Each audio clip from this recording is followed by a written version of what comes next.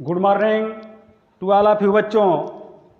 आज ई क्लास में कक्षा 9th ए विषय गृह विज्ञान में जैसा कि अशुद्ध वायु से फैलने वाले रोग के बारे में चर्चा पिछले दिनों से हो रही है।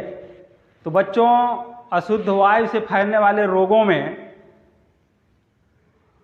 कल हमने जो क्लास में बताया गया था, चर्चा हुई थी, जैसा कि रोग दो तरह से फैलते हैं, एक विषाणुओं द्वारा, दूसरा जो है जीवाणुओं द्वारा, एक वायरस द्वारा, एक बैक्टीरिया द्वारा। बच्चों, उसी में हमने कुछ रोगों को कल चर्चा किए थे। आज जो है वायरस से फैलने वाला रोग, इन्फ्लुएंजा रोग जो है हम चर्चा कर रहे हैं कि ये है कौन सा रोग, इसके बारे में बताना है। यह वायरस से संबंधित रोग है बच्चों। यह इन्फ्लुएंजा नामक वायरस होता है जिसके माध्यम से, वायु के माध्यम से ये प्रत्येक व्यक्ति के छींकने, खांसने, थूकने से निकलने वाले स्राव के माध्यम से फैलता है, जिससे व्यक्ति ग्रसित हो जाता है इस रोग से। यह विषाणु जनित रोग है। यह वायरस बहुत सूक्ष्म होता है, माने छोटा होता है। इसको सूक्ष्मदर्शी की सहायता से देखा जा सकता है। यह इसका कारण है कि यह वायरस के कारण होता है। यह है वायरस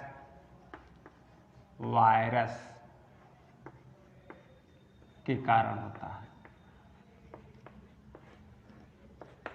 होता है। इसका लक्षण क्या बच्चों? लक्षण कैसे पहचाना जाएगा कि इन्फ्लुएंजा रोग हो गया है? तो बच्चों, सर्वप्रथम इस रोग में सर्दी लगकर बुखार आता है, सिर तथा कमर में दर्द होता है, आँख और नाक से पानी आता है, खांसी और छींके आती है, खांसी के साथ साथ वमन भी होता है, शरीर में बेचैनी और कमजोरी होती है, स्वरयंत्र सामान्य तौर पर तीसरे दिन उतर जाता है। यह रोग बच्चों कुछ घंटों से कुछ दिनों तक बना रहता है। सर्वप्रथम रोगी को हल्का सर्दी जुकाम होता है, उसके बाद बुखार होता है, बुखार कई दिनों तक बना रहता है, और कभी कभी कुछ घंटों में ही व्यक्ति ठीक हो जाता है, थोड़ा सा खान पान अपना सही कर लेता है तो ऑटोमेटिक ठीक हो जाता है। तो इस तरह से इसका जो है लक्षण जो है, व्यक्ति को सर्दी होना, जुखाम होना, शरीर में दर्द होना, और ये सब इसके प्रमुख लक्षण हैं। उपाय में क्या करेंगे बच्चों? बचने के उपाय, इस रोग से बचने के उपाय में क्या करेंगे? सर्वप्रथम रोगी व्यक्ति को एक गिलास या एक गर्म पानी में, एक गिलास गर्म पानी में एक चुटकी नमक डालकर और उसको गरारा करेंगे, जिससे गले में खराश से राहत मिलेगी। पानी जो है उबाल कर ही उपयोग में लाएंगे, पिएंगे। रोगी द्वारा उपयोग में लाई गई वस्तुओं को रोगाणु रहित कर लेना चाहिए। रोगी को खांसते छींकते समय रुमाल का उपयोग करना चाहिए। बच्चों, रोगी के संक्रमण की सूचना स्वास्थ्य विभाग को भी दे देनी चाहिए, क्योंकि यह वायरस के माध्यम से फैलता है, तो स्वास्थ्य विभाग को जरूर देनी चाहिए, जिससे वह तरह तरह के टीके, दवाइयाँ अपना उत्पन्न लगा सके, चला सके। रोगी को तत्काल विश्राम देना चाहिए, ठंड से उससे बचना चाहिए। नाक और गले की साधारण नमक गर्म घोल के कारण सिकाई भी करनी चाहिए या सफाई भी करनी चाहिए। इस रोग की प्रबलता से पेनिसिलिन तथा डाइक्लोस्टिरिन के इंजेक्शन से भी यह ठीक किया जा सकता है। इस तरह से बच्चों, रोगी व्यक्ति को हमेशा जो है गर्म वस्तुओं का, गर्म पदार्थों का सेवन करना चाहिए, और उस गर्म में पानी भी गर्म लेना चाहिए, भोजन भी गर्म, ताज़ा और सुपाच्य भोजन लेना चाहिए, और उसमें भी कुछ पौष्टिक वाला भोजन, संतुलित भोजन लेना चाहिए बच्चों। ये इन्फ्लुएंजा रोग रहा। अब उसके बाद हम दूसरा रोग, ये तो वायरस द्वारा रहा है, अब हम बैक्टीरिया द्वारा यानी जीवाणुओं द्वारा रोग बताने जा रहे हैं। काली खांसी, काली खांसी या कुकर खांसी।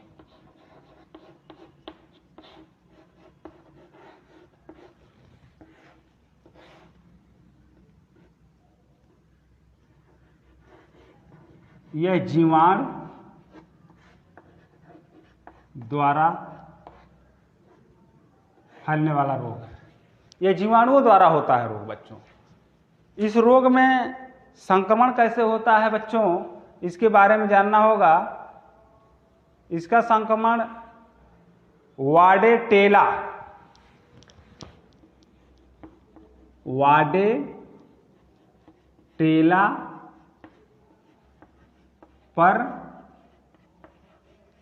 परट्यूसिस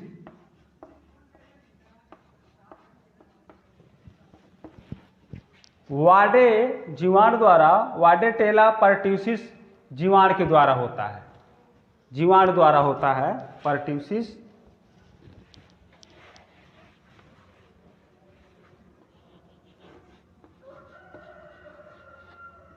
जीवाणु द्वारा होता है। वार्डेटेला परट्यूसिस जीवाणुओं द्वारा होता है बच्चों। इसमें रोगी के बलगम, थूक, मुंह से निकलने वाले छींटे के भी यह रोग पहुंचता है और इसके द्वारा प्रयोग किए गए बर्तन, कपड़ों और पेय पदार्थ में भी पाए जाते हैं। इस रोग में रोगी की श्वसन क्रिया जो है थोड़ी धीमी होती है, जिसके माध्यम से यह रोग काली खांसी में बच्चों ये अधिकतर जो है, ये कह लीजिए कि सर्दी के कारण या मौसम के उतार चढ़ाव के कारण होता है। यह अधिकतर छोटे बच्चों में होता है, ज़्यादातर छोटे बच्चों में ही होता है। बड़ों में बहुत कम होता है, वयस्कों में कम होता है, लेकिन होता है, सब में होता है, लेकिन बच्चों में इसकी ज़्यादा जो है गंभीरता पाई जाती है। यह जीवाणुओं द्वारा जो है वायु के माध्यम से फैलता है। इसमें इसका लक्षण कैसे पहचाना जाएगा कि मतलब यह रोग हो गया है, काली खांसी के लक्षण बच्चों। इस रोग में सर्वप्रथम रोगी को हल्की सर्दी जुकाम होता है और सर्वप्रथम हल्की खांसी आना शुरू करती है। हल्की खांसी के साथ साथ फिर खांसी का रूप विकराल हो जाता है और खांसी तेज आने लगती है और कभी कभी खांसते समय उसकी जो है शौच क्रिया भी हो जाती है, मल त्याग कर देता है व्यक्ति रोगी, और उल्टियां भी करने लगता है, चेहरे लाल हो जाते हैं। खांसी लगातार आती है।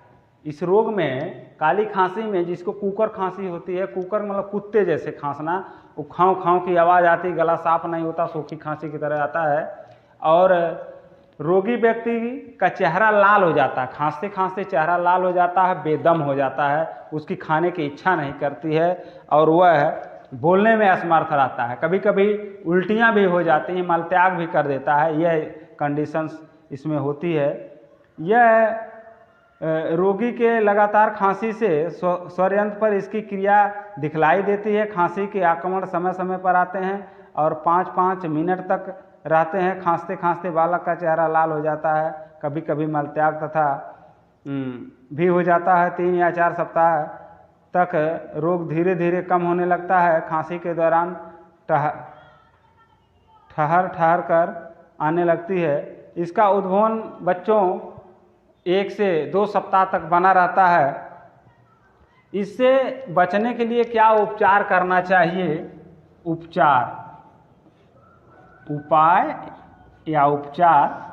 इससे बचने के लिए क्या उपाय करने चाहिए बच्चों?